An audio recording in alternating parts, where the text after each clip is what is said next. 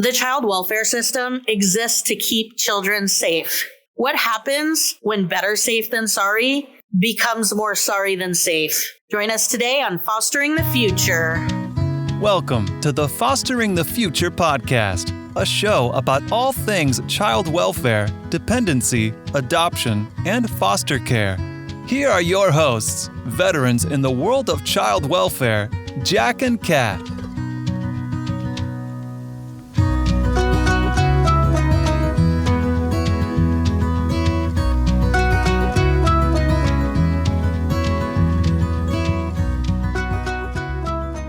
We believe that every human has incredible and equal value regardless of what side of the courtroom we sit on. We hope that everyone feels welcome and accepted here on Fostering the Future.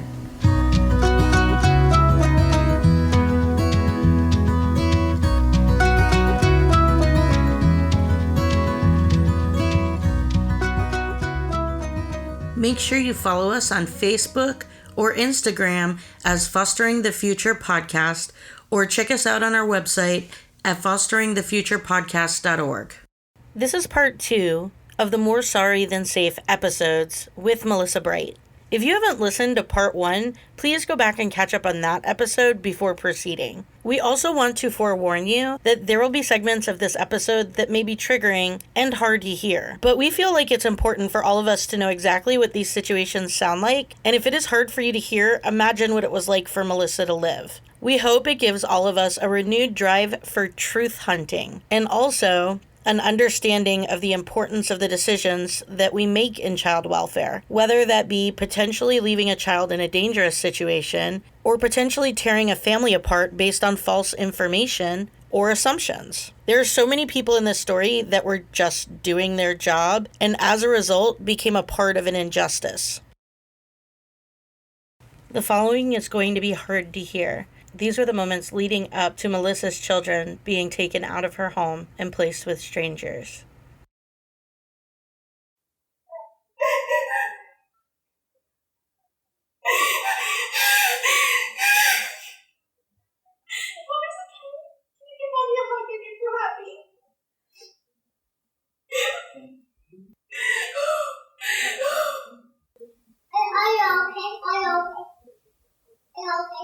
Are you okay, Charlotte? Yeah. You're okay?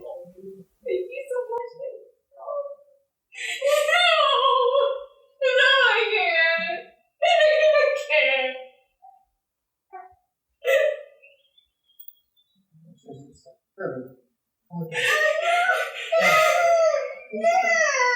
Let's go upstairs. We'll bring Matthew. We're going to pass it to Where are you?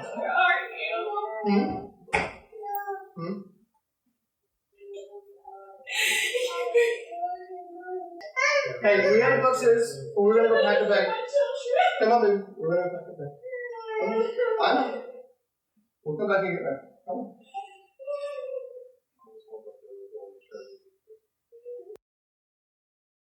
Join us as we continue with Melissa. A few days, maybe 4 or 5 days after we were discharged from the hospital, Mason had a follow-up with one of his doctors. And while he was at that follow-up, he began weeping from his incision, spinal fluid. So they took us back to the emergency room. He went back in. He had a buildup of fluid, again, in his subdural space. So they, thankfully at this time, able to do a bedside procedure where they literally unstitched him, let him weep spinal fluid out and stitch him up again and put him on some heavy antibiotics. A few days later, they were able to send us home. I think we were in the hospital maybe 4 days that time, not super long. Anyway, we went back home. During this whole event, we had asked CPS to give us a family team meeting. We wanted to all come together and see what was most beneficial for our kids. At the time, my mother and father-in-law were caring for my niece, who was 9 or 10. And so, she had her school needs and her after school needs and all this stuff. And it's hard to add a toddler and an infant to that schedule. My aunt and uncle, who lived about 15 minutes from us on the other side of town, he's a missionary. She's a speech pathologist. They had one kid left in high school. He was pretty much self-sufficient. So they were like, hey, we'll take your kids in during this time. And it would allow me to sleep in my own bed at night.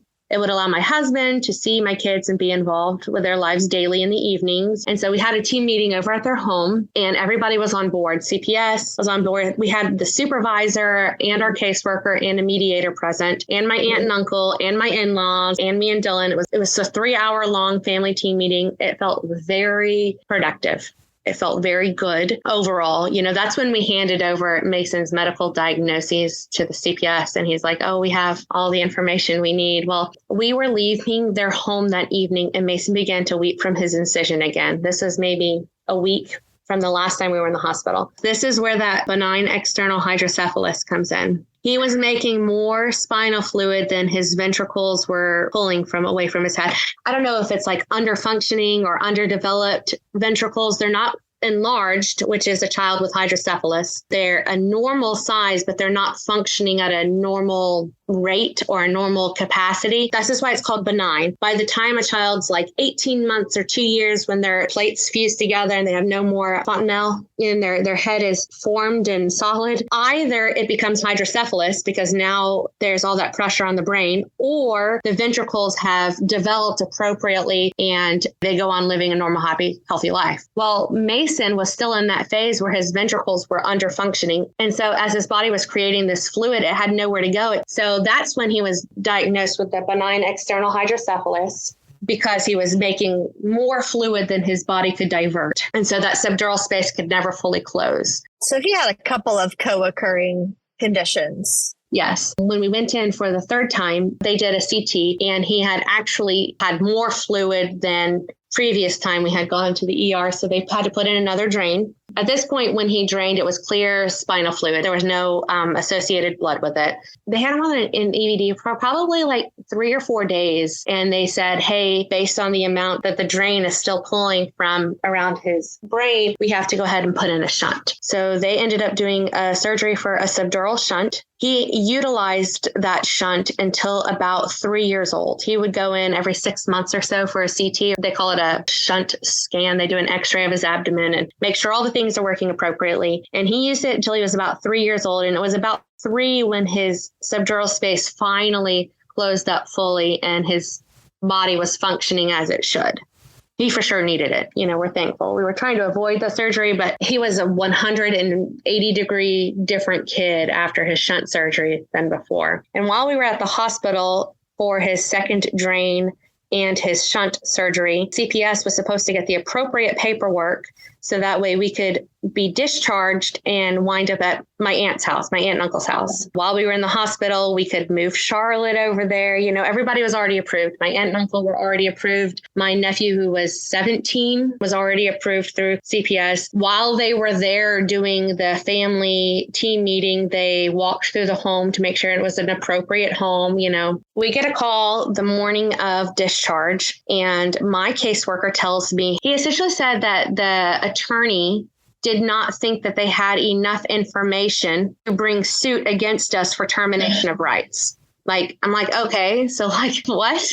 Is this a game? Were you trying to see if you had enough markers to terminate my parental rights? Or are you trying to make sure that my kid's best advocated for? I'm sorry, I misunderstood what your job was. Now that you don't have enough information to legally bring suit against my husband and I, they couldn't determine or not determine if Mason was or was not abused by either me or my husband. So he told me that they were going to transition us to family-based services. And again, I was so naive, and all I knew was that meant, hey, we're not losing our kids. And so I was thankful. He told me on the phone, you can go ahead and proceed to my aunt and uncle's house. Well, apparently sometime between that morning when he called me and that afternoon when we were discharged from the hospital, he didn't have the appropriate paperwork signed off by his supervisor indicating that we could move. So here we are, and we had our whole family get involved in this. They had moved all of my stuff over to the aunt's house, and we're being discharged from the hospital from a kid who just had two major brain surgeries in a week. And they said, you're going to have to go back to Baytown for the night. I didn't have a change of clothes. My kids slept on a pallet on the floor. Mason thankfully had a pack and play, so he was fine in that. A pack and play after brain surgery? What? They told us, we don't have the proper approval, this, that, and the other, da, da, da, da, da. And we have half of our stuff in a truck, half of our stuff at my aunt and uncle's house, and we're going the opposite direction back to my in-laws. So we get there, and I mean, I was livid. I was very professional and kind, but I was essentially like, why would you do this to him? Because of a signature? I don't understand. You know, my kid just had a major surgery. We need to get resolved somewhere. We need to get settled in. This is not in his best interest. Because we thought we were transitioning over there, all of his doctor's appointments are now over in the Woodlands, which is an hour from my in-laws. Anyway, they tried to make it seem like my aunt wasn't sufficient to care for him. They were unsure, blah, blah, blah. My aunt works in a hospital. She is a speech pathologist, and she has worked in a hospital for like 30 years at this point. Like, she is the most qualified. Anyway, we abide and comply with CPS, and we go out to Baytown. I am in the same clothes for 3 days, waiting for them to say, yes, you can move back over there. Finally, they didn't say anything. And so my husband calls them and says, you are not advocating in the best interest of our child. You are making our family live half in and half out of an environment that is not conducive to his recovery. We are going to my aunt and uncle's house. And he just says it. We don't have the paperwork in hand. Again, if we were in a voluntary placement, and so we were voluntarily using our right to say, no, this is not in the best interest of our child. We have made concession upon concession upon concession for this agency, but now it is coming at a deficit to our kid. No, we are going to my aunt and uncle's. So we did. And we don't hear from CPS for 30 days. Not a word.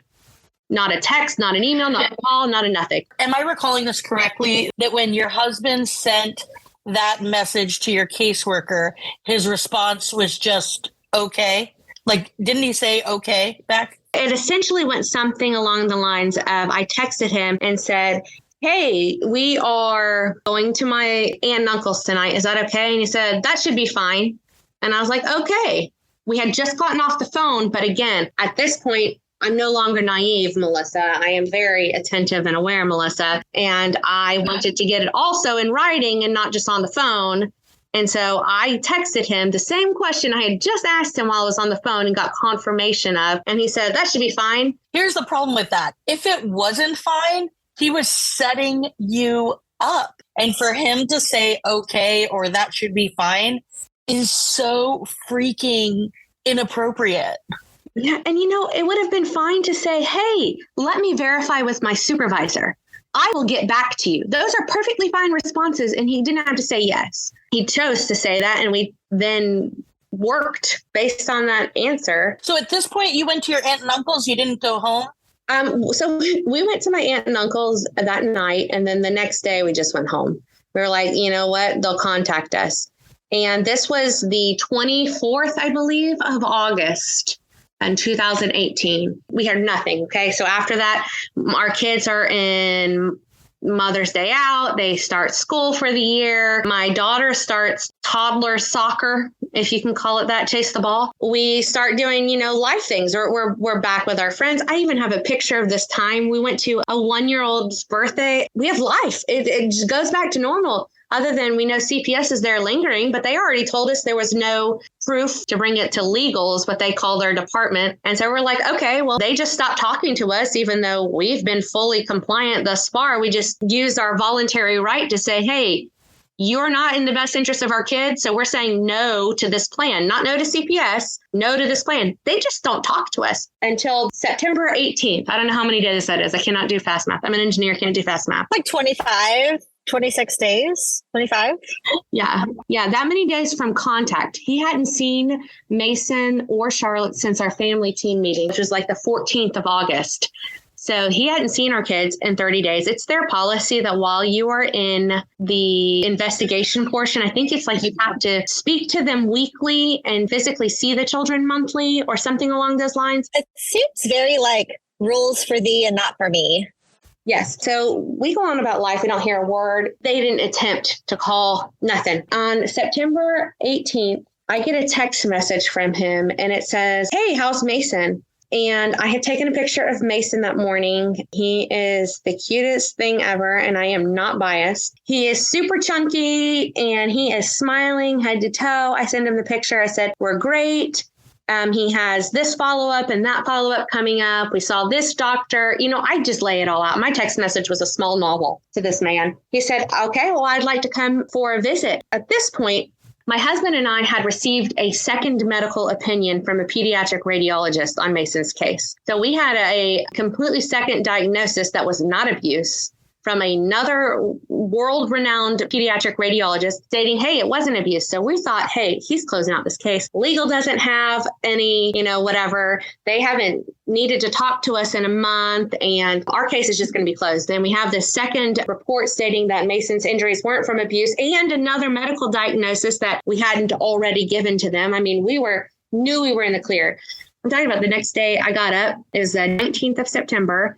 I'd gotten up. I had signed up to be Charlotte's room mom in her Mother's Day out class, real fancy mom duties there. I had come home that day. We had some good friends that just had a baby. I signed up on their meal train. So I was making this giant pot of spaghetti.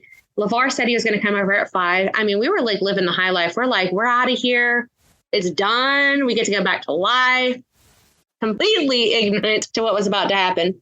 He doesn't show up at 5. He doesn't show up at 6. He doesn't call. He doesn't text, nothing. Finally, I said, hey, it's 7. We're going to start bedtime. My kids are tired. Their bedtime. It's actually after Mason's bedtime at this point. He says, okay, I will be there very shortly. So at 7:30, my husband gets a phone call and he asked my husband to step outside. And Dylan knew it was bad. At first, he thought maybe he needed to like flag him down, like, hey, this is our house. But he'd already been to our house. So like he didn't need all that. He went outside and I watched from the window, and from my husband's mannerisms, I was like, I don't know what's going on, but it is not good. They were outside for about 10 minutes. None of that recorded. But the moment my husband walked inside with our caseworker, we started immediately recording.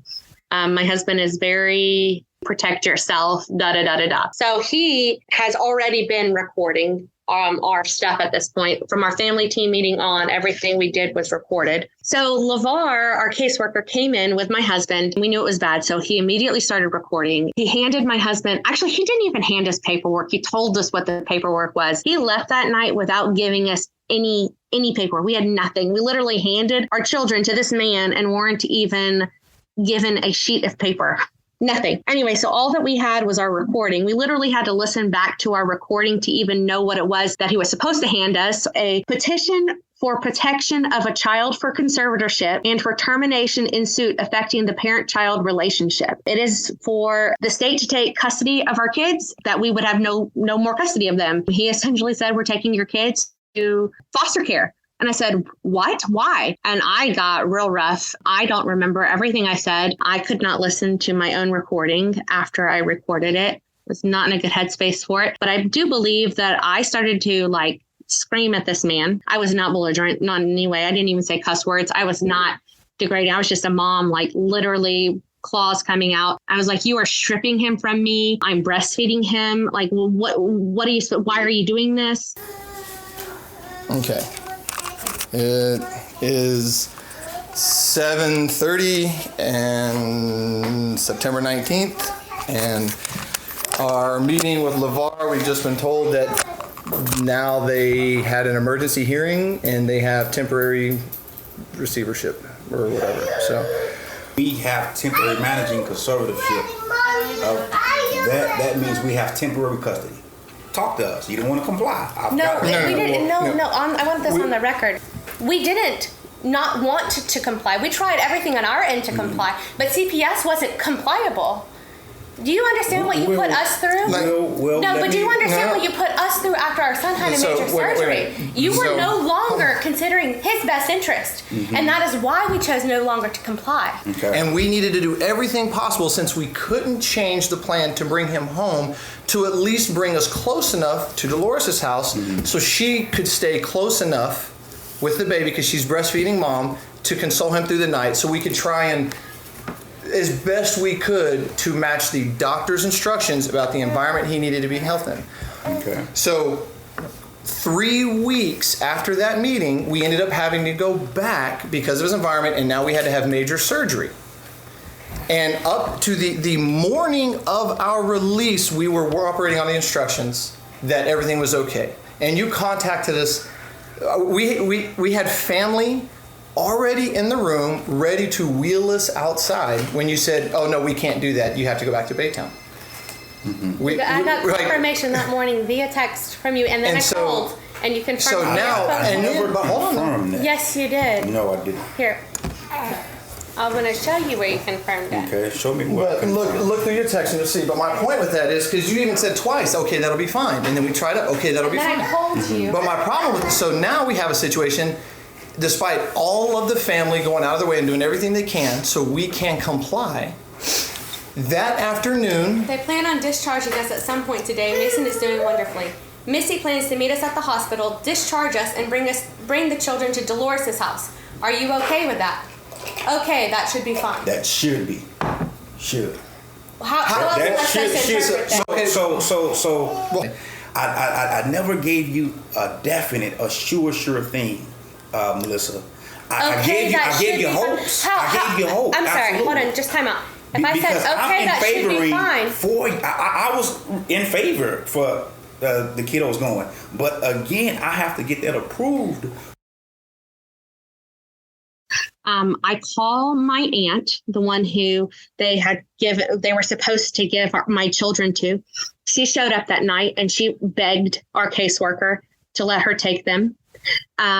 We had a friend of hers who works for a program called Loving Houston Foster and Adoption. She is a caseworker for them. She works on the adoption side, but regardless, she had called that night and we were on the phone with our caseworker and this woman, and she is telling him that she has a placement for both of those kids to stay together tonight. All that she needed was for his approval. So we had a Christian family that would keep both of my kids together that night if they would not allow my children to go back with my aunt or my in-laws. They refused all of it. They said, absolutely no, we have custody of your children, and they took them. They left my house at like 9 o'clock that night. I just wouldn't want to believe any mom would have done, anything to harm her child. my problem I certainly did not. Your investigation. And I'm not saying that you did. I'm not saying that we have decisions being made that are serious decisions, but you're doing so on like 50% of it. You say, I have all I need. I'm telling you that a proper investigation would have had all the reports. It bothers me that you don't have. But Dylan, it's still right. So this doctor, the Julie Mack, right? So right. And I thank you for this. But we have information from doctors. You have the initial abuse. You have the initial review from the doctors. Okay, right. But we also have information from talking to the social worker from the hospital. Well, when did the social worker meet with us? The initial time. We even went to the records and got the DVD with all of the records, and I printed those and gave those to you because I was afraid Texas Children's hadn't shown. It also has.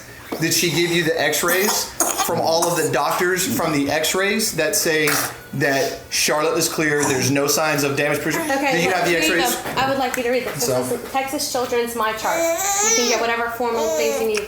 So Michael Losos, MD, reviewed our von Willebrand's panel, and he says right here, these data suggest von Willebrand's disease type 1. Okay, so guys, again, there will be a show called October 3rd at 9:30. At this point, if you have not already got your attorney. Why is it October 3rd? I was under the understanding that if there was an emergency where you step in and say, we have to go take the children right now, that we have right to immediately see the judge the next business day. Okay, consult your attorney. Consult with your attorney, and he will. Where are our children going? We have to find placement for them. Can Dolores come and get them? No, sir. Can my mom come and get them? Why? They've all been approved. Why can't you go put them? Here's the thing, Dylan, because there was already a violation of the parental child safety plan. No, there was not on your end. You were no longer considering our child's best interest. You broke the safety plan. I had no choice. What kind of mother would I be if I allowed you to put my son in further harm's way? What kind of mother would that make me? That is on you. Okay, calm down. No, it's my children. I can't calm down. But I'm not. We're not gonna do that. 9:30, 10 o'clock. Finally, the police had to arrive. I guess that's part of the process. He was very, very kind. Does your aunt or uncle have any type of criminal history that would have come up on a background screen? No, none at all. Weren't they previously approved? They were previously approved. They were supposed to be at their house. This is the house we met at for our family team meeting. They saw their home. We have been fully in compliance with CPS. We hadn't done anything to change that. We hadn't even heard from them in however long you said that was, 25, 26 days. Nothing. We had nothing. The only thing that they could do was take my children and place them into foster care. Like I said, guys, court is October 3rd at 9:30, 1200. And so we can't see our children until then? So, my yeah. breastfed son? You were taking him from my breast. Melissa. You are responsible for taking my child away from my breast. Melissa. Sorry. All right. Law enforcement is at the door. Can you let me in? Place them with anybody that they know? Anybody? Not at this point. Not at this point. Do you Like I said, understand there's a that's call. causing harm to our children? Do y'all have clothing We and need to do whatnot the next step. We also? reached out 3 different times, and of which, if you had answered, What can I do to help you out? How about that? I'm not trying to address anything and see what I can do. But instead of answering any of our 3 attempts You to need to contact wait him until my lawyer tells me about what's what's next actually for about to us, because happen. we hadn't heard from him. All right, is that the lawyer on the That's phone? true. That is He on goes the and phone. has his Do you want me to speak to the and lawyer? I was taking Come on. Ms. Lamar, and had you answered But let any me of ask you a our question phone though. calls, If there guys. was an immediate threat, why did it take you 22 days to have a court emergency hearing? Well, sometimes the process is not as fast as we would like it to be. Why why weren't weren't we invited? we notified that there was an emergency court hearing? Why About the emergency, well, for one, this disgruntledness. I figured it would be combative. I knew it was going to be.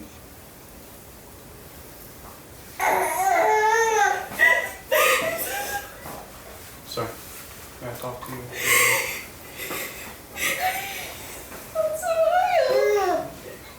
Officer, I guess the bare necessities, their clothes. Right. I mean, if it's a favorite bear or blanket that Charlotte wants to take, if we're really dealing with something he's attached to. Right. Do they need their car seats? I have car seats if they prefer their car seats. Okay. That's up to the parent. Why can't they come to my house? Well, that may be a possibility. Like I was telling you. Come tonight to my house? No. See, the show called, the next hearing is not till October 3rd. That's when the next hearing is.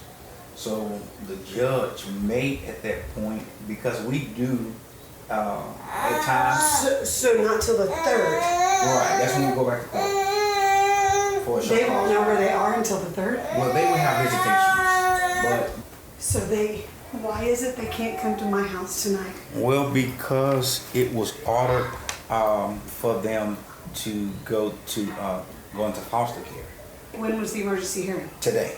Why were they not invited to the emergency hearing and their lawyer? Well, because number one, the disgruntledness, and it's nothing in policy or law that says we have to notify them. The bar. So, yeah. The yeah, bar. yeah. They should have been But at the emergency hearing. I'm gonna tell you that wouldn't have changed. But what that wouldn't have combativeness? Some of what they have displayed, and so as far as my safety, I mean, I do have to take precautions as well. Seeing you guys felt on like your numerous safety occasions, was in danger? anything is possible, Dolores. I mean, we can't rule anything out. I don't understand why they weren't invited to that today. I just Because explained it to you. the judge could have, yeah, but that's Mhm. within a court system. No one's in danger within a court system. I mean, the judge could have heard their sign and dropped it today. That nothing perhaps would have changed. We have our information from our abuse team, from the Texas Children Abuse Team. Like I said, I'm not sure how much it would have changed. I know you want to say that. You understand it makes no sense But if anybody thought these children were in imminent danger, you knew for 3 weeks they were here. Not one person's even called to check on them. No one's even called to say, how's he doing? For 3 weeks. And now y'all just show up to take them. That's wrong. You know, they don't even have record of the vulnerable to brain disease. He has the records he needs. Still? Yeah, well, they didn't investigate anything. Why do you think Texas Children's Center giving you all the paperwork, LeVar? Guys, I'm done with. I'm sorry. I'm done with the discussion. I'm done with the bashing, and We have never bashed you, LeVar. We haven't, there hasn't been on that recording a single personal slight towards you. We're just questioning why is it that you don't have all the information. If you have anything that you want to write down, instructions. You can't, no motion. If y'all want to write that down so they can provide that to whoever, if y'all want to write those things down real quick. She can't have dairy at all. Oh yeah, I'm the same way. So we pack them up. We say our goodnight prayers, and we put them in the car. It was excruciating. I can't even imagine what that was like. I wish I couldn't imagine. So Mason at this point, he has no idea what's going on. He's 7.5 months old. So he goes in the car fine. He's whiny because it's 9:30. It's like 2.5 hours after his bedtime. He doesn't know what's going on. He has had formula maybe once or twice in his whole life. And thankfully, I still had those Similac trial things. I don't even know how he's going to react to it, but I'm putting it in the suitcase because he has to eat something, right? Don't know where they're going. Nothing. We put him in the car. And then my husband has to do probably the hardest thing he's ever done in his life. He has to put Charlotte into the caseworker's car. And the caseworker at this point is standing outside of the car talking to the police officer. I don't know about what. I'm just like, I'm sitting in the driveway next to my aunt, and it just feels like, I don't know. You think you'd just be like yelling and screaming. I just, in complete shock and disbelief that this is even happening in front of my eyes. And so my husband has to put Charlotte into her car seat, and she does not want to go into her car seat. This is somebody she doesn't know, somewhere she knows is off, right? She's not dumb. Even 2-year-olds, pretty smart.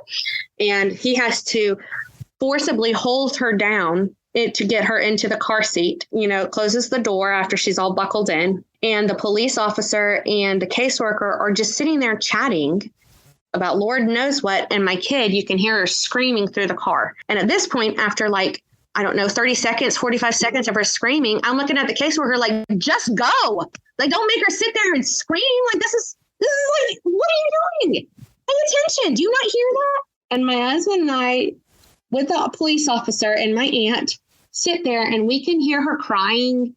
We have maybe 2 or 3 houses down a stop sign, and then he had to take a right at the stop sign. He took a right and we could still hear her screaming. Like, it was bad.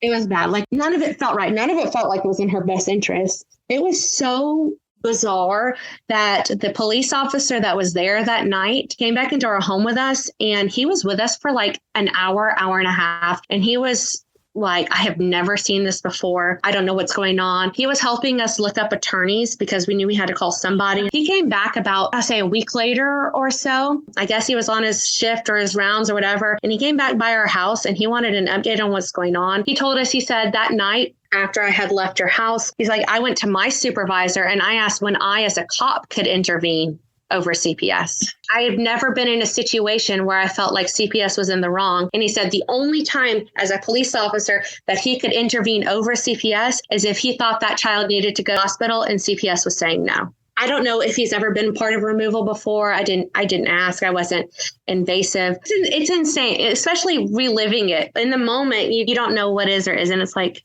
that's the only experience I've ever had. But reliving it, you're like, okay, obviously we're not the only ones who thought this was insane.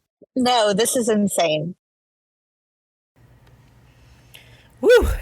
If you aren't broken over this already, just wait for next week's episode where we share more of Melissa's story. Thank you for hanging in there with us on this one. Have an amazing week. Thank you so much for joining us today. Make sure you subscribe and follow us on social. We hope that you join us again next time and keep on fostering the future.